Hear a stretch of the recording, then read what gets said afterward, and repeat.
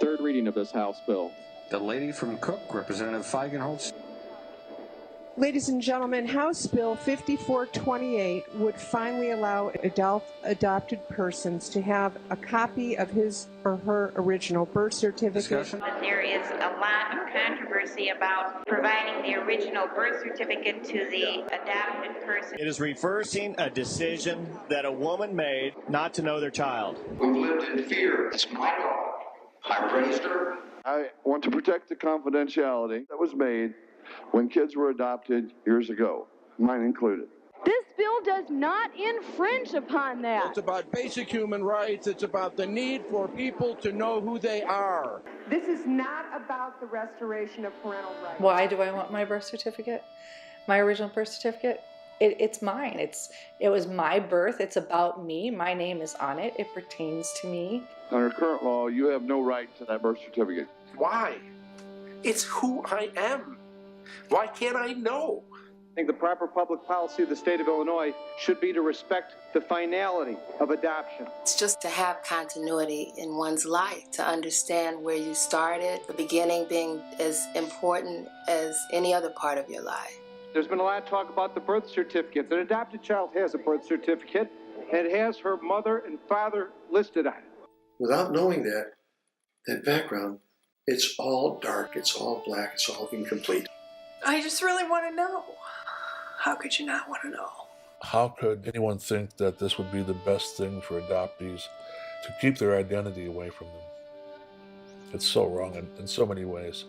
This is a bill about adults who need access to genetic and health information. My insurance company is denying the payment because I can't prove anybody in my immediate family has breast or ovarian cancer.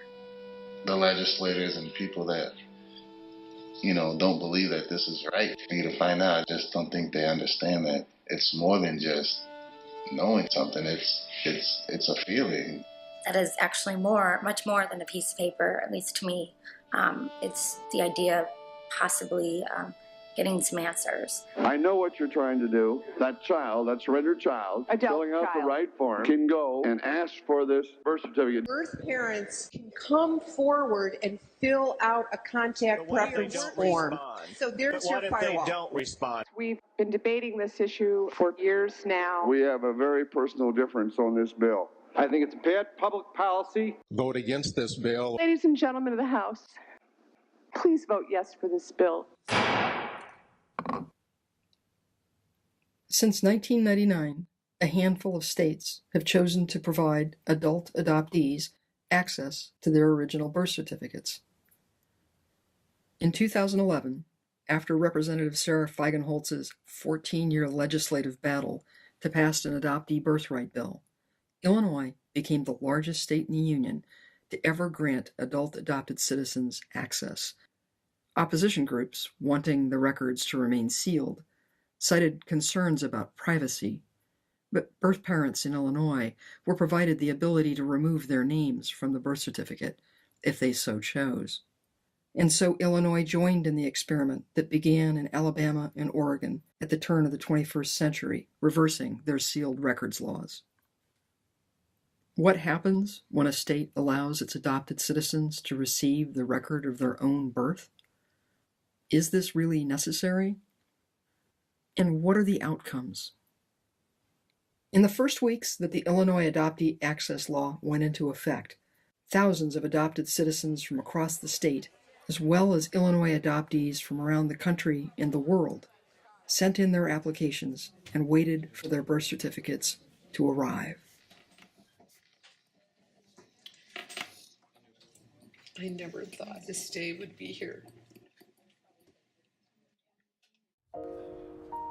The first person to receive his original birth certificate was 74-year-old Joel Kratzka in a ceremony with Illinois Governor Pat Quinn. Well, we have the very first certificate right here. That is. William James Ferry is my name. So what did it feel like to finally get this information?